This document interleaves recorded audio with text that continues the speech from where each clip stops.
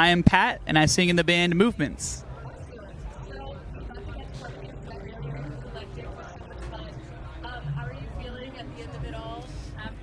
Yeah, good. It was a lot of fun. We didn't really know what to expect. This is definitely a festival that is kind of outside of our usual crowd, I guess. You know, we play a lot of like harder rock festivals and stuff like that, which is fun, and I think our music fits into it. But I would say that as music listeners, this sort of festival is definitely where we kind of like find ourselves more often. I think this is more of like the kind of realm of music that I would choose to listen to like on a daily basis, more in the indie alternative realm, even pop stuff. I mean, I'm a big Dua Lipa fan, so I'm excited that we get to play a show with her, and yeah, it's been really cool. We're super happy to be here, and hopefully the start of doing a lot more shows and festivals like this too. Yeah.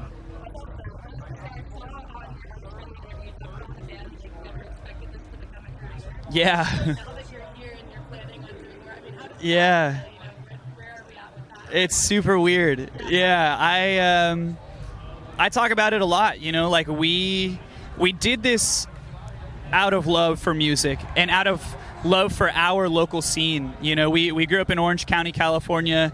My local hometown venue is Chain Reaction, which is like a legendary punk venue. If you haven't heard of Chain Reaction, oh yeah, it's like it is like super famous. Go on YouTube, look up like famous Chain Reaction sets. Like it's got a lot of history, a lot of culture surrounding it, and we just wanted to be a part of it. Like, we were kids who loved the scene, and we kind of grew up in the hardcore adjacent world and wanted to do something with energy and with aggression and that sort of stuff, but also wanted to play something melodic. And yeah, Movements kind of came out of that. But yeah, ultimately it was just like, hey, we're going to do this and try it out, and if it works, it works, and if it doesn't, then we continue on with our lives doing normal jobs like we've been doing. And one thing led to another, and here we are.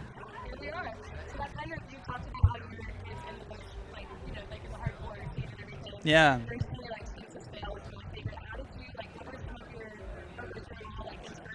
Oh, yeah. For sure. I mean, so my first introduction to, I guess, like punk music was from an older cousin of mine who listened to a lot of the stuff. He was more tapped in, and I was probably like, I don't know, 8 years old. And he was listening to bands like Good Charlotte and Sum 41, like the heavy hitters back then in like the early 2000s. And so he kind of put me onto that world of stuff. And then through finding out about all of that, this was when MySpace was big, so MySpace Music was how I found a lot of what I ended up listening to. And as I got more and more involved, I started getting more into like heavier stuff. I was really into Under Oath, Bring Me the Horizon, the classic metalcore stuff. And yeah, that kind of just like continued to grow and flourish as I grew.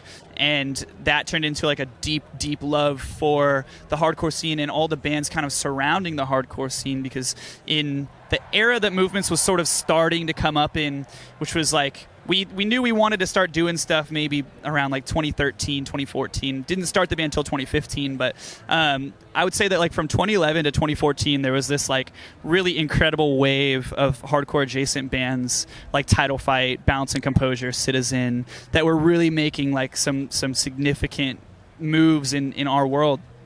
And we were just like, damn, like we want to be a part of that, like we want to also make our mark. And yeah, that was sort of the inspiration. But ultimately, man, I mean, like you mentioned Census Fail, that was like another huge band for us back in the day. Silverstein, fucking, I mean, all the OG like emo adjacent stuff, like that was very much our world. And I think that you can hear bits and pieces of all of that in our music, right? Like you can hear the more kind of like new age influences, but you can also hear the older emo influences, and you can hear the more pop influences of what we like now. And yeah, it's sort of just like it's a big melting pot of everything that we listen to, which honestly kind of makes for some weird music, but fuck it, it's working. So yeah.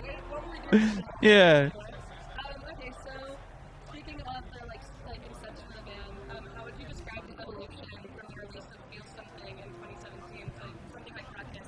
Oh man, yeah, fucking, it's been a whirlwind, like it's obviously Ruckus is so different, and I talk about this a lot too, but like we're truly like more proud of Ruckus than we are of anything we've ever made. And that's that's not to say that we don't still love the older music. Feel Something is an incredibly important record to me.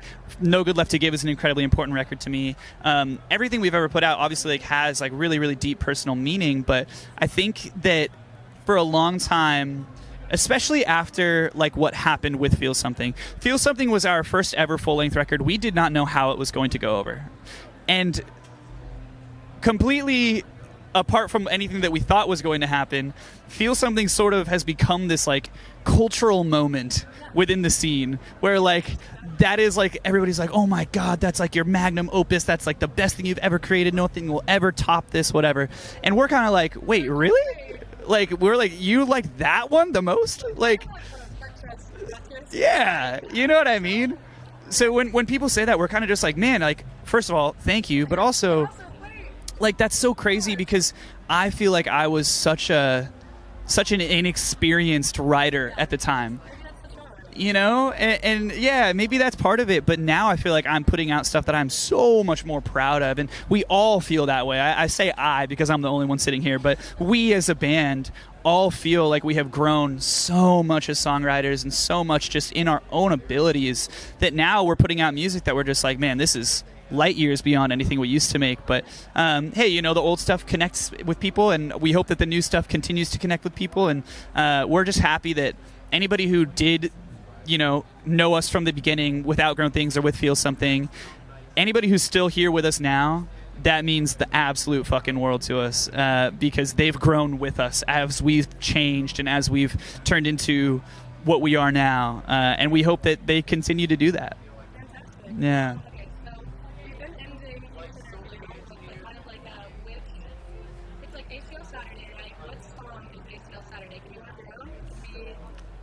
Oh shit.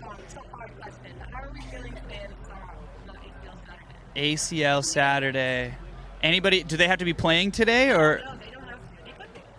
Oh god. Okay, well, I'm not gonna lie. The song that has been stuck in my head all day is that Benson Boone song. The I want you, I need you, oh god. I had no idea. Dude, me either. I actually had never heard of him until literally last week. And he popped up on like my For You page on TikTok, and I was like, oh, okay, that's cool. Like, I wonder who this is. And then it like played a song, and I was like, oh, I know that song. It's a TikTok song. And then he's here today. He's playing in like an hour. And I was like, well, shit, I guess I got to go watch because now I'm invested. And it's been stuck in my head all day. So I'm going to say his song is the song of ACL Saturday. Yeah, I'm a huge fan of Khruangbin. Really, really like them. I can't wait to watch some of their set.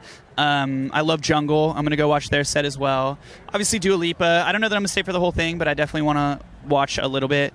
To be fair, I was really, really excited about seeing this artist named Lola Young. She's here today. She played at the exact same time as us. Dude, I love her. And her newest record... Okay, hang on. I take back what I said. Sorry, Benson Boone. Song of today is fucking Big Brown Eyes by Lola Young. Her new record is my album of the year. I love her so much. I hope she sees this because I want to tell her how good she is. Yeah. Hell yeah. All right, sick. Thank you so much for joining us. Is there anything you want to plug? This is your time. Yeah, we are doing it. Well, fuck. Actually, I don't know I can talk about that. We have a new record out. It's called Ruckus. I hope you like it. Thanks. Thank you very much. Appreciate you for having me.